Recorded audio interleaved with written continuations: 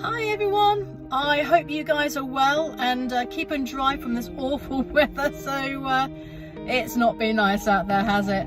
Anyway, I am back fully on my ECA path at the moment, going on to returning back to a student paramedic again when I've got a couple of months under my belt. I finished my third manning now, which was really good, really helpful. And again, if you don't know, third manning is basically you join another couple, so either a paramedic and an ECA, or a paramedic and an ECA and another student, and you third man, you watch and learn and remember what these guys are doing, and then try to, you know, do your own thing as well, and it's just to get the memory jogger going. So I finished that, and I had my first shift with a paramedic on my own as an ECA last night at a 4 till 2 in Bonnie Pool, and I'm here again. I'm an hour early because I didn't know the traffic was going to be so bad. So I thought I'd better give you a quick video update from last night, and again I will do another update later on for my second shift for today. So yesterday I was with a lovely paramedic. I won't mention names, but she knows who she is, and I knew when I saw her we're going to have some, you know, it's going to be a giggle in the sense of, you know, we're going to get on really well. The first patient, it was very challenging, I have to say.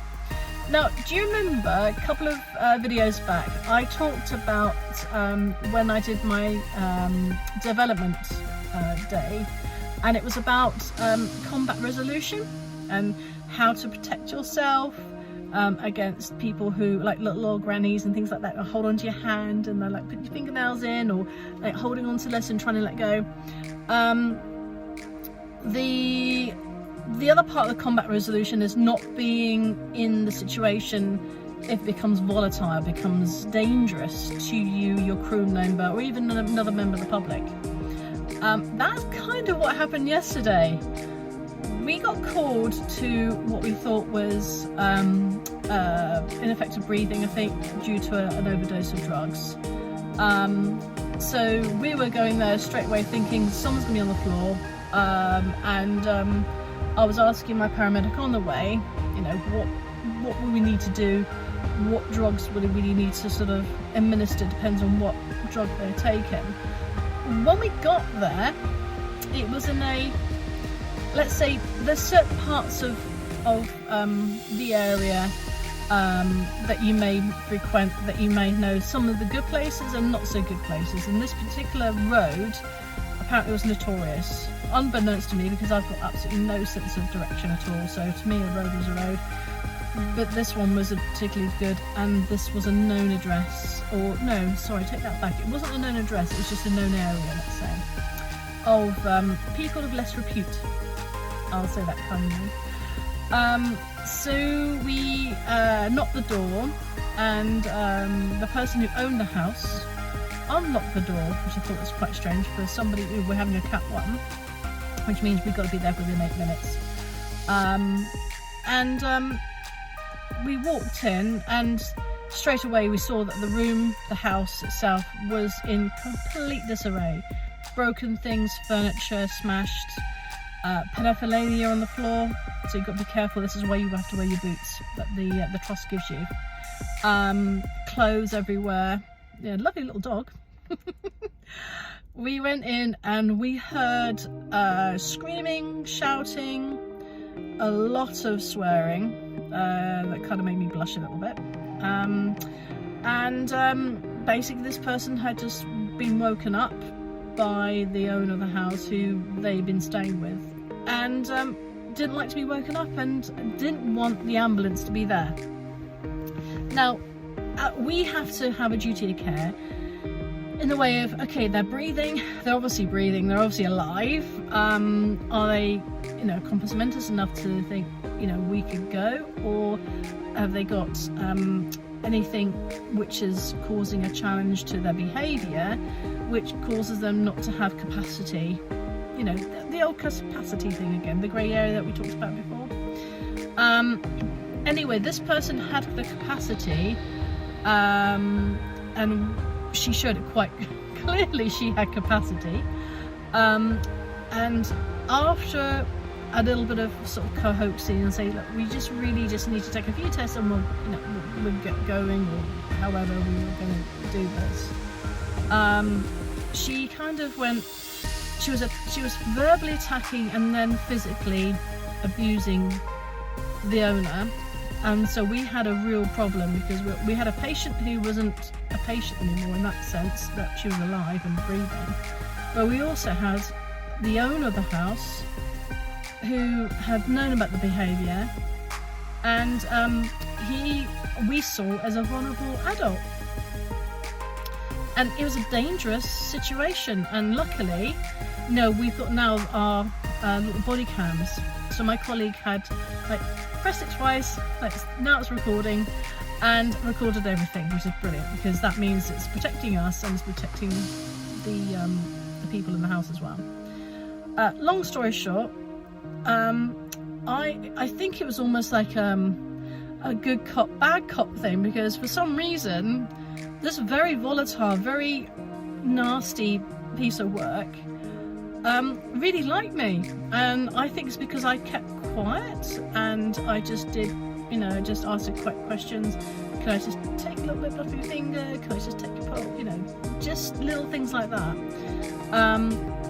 But she had, the patient had connected to my colleague and thought, you know what, I'm going to grab that like a dog on a bone. I'm not going to let go, and I'm going to be really, really nasty and verbally abused. And it was quite embarrassing and quite nasty. However, my colleague, she was brilliant. She handled it so well. And at the end of it, we were told, we phoned up basically our manager and said, this is the situation. We brought the patient's, the owner of the house, into our ambulance because we wanted to protect him. So, oh my gosh, that's such a dangerous, volatile place to be. But he had capacity, and he said, no, I want them to be there. I'm a bit scared that they're going to be on the street again. I'm thinking, yeah, but that's their choice. But when it comes to choices, a person has the right to make a poor choice. And, no matter how we said that we need to phone the police and get them taken away and arrested because of what they were doing, he would have none of that. He just wouldn't have it anyway. So legally we couldn't do anything, sadly. We just left them with please give us a call if there's a problem, and yeah, I'll do that for you. But the patient decided to put on the boots and go work elsewhere, let's say. So that was a really quite difficult thing. But as we were leaving, the patient sort of said, right, and she pointed to my colleague, I don't like you, and you can bad word. And then she pointed to me and said, oh, but you, I like you, and you do a good job. You save lives, and I hate people who abuse the ambulance service and who abuse them. I'm thinking, my gosh, what the hell have you been doing? So yeah, it was quite an interesting patient, let's see. But the two after that, because we had 3 patients, which is amazing, and the waiting time in the hospital was really good as well. So I'll keep stum, hopefully we'll be like that tonight. But the 2 patients after that were perfect. They were one was 70 and the other was 92, and it was generally one had a bumped head, and I think actually both of them had a bumped head, I can't remember. They went into hospital, but they were fine. But yeah, what a difference between patients. So just to sort of, sort of consolidate this video, when you go into a patient's home, look at the area, look at the front garden, look at the gate, look at the windows. If the windows have got dirty, smoky looking dark window panes or curtains or something like that, or if you see paraphernalia outside, be aware, wear your cameras, okay, And let's make sure that your egress, the door is open and ready for you to come out if you need to. Try not have a way of blocking yourself, because you need to get out of a situation.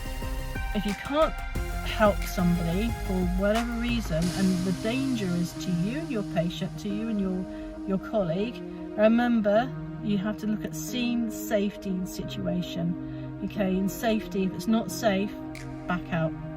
Okay, and then give a ring to your manager or to the control. But yes, right, I am ready for another shift, and I'm with a different paramedic today, so let's see how that goes, and I shall update you shortly. Take care, stay safe, be well, see you the next time. Bye bye for now.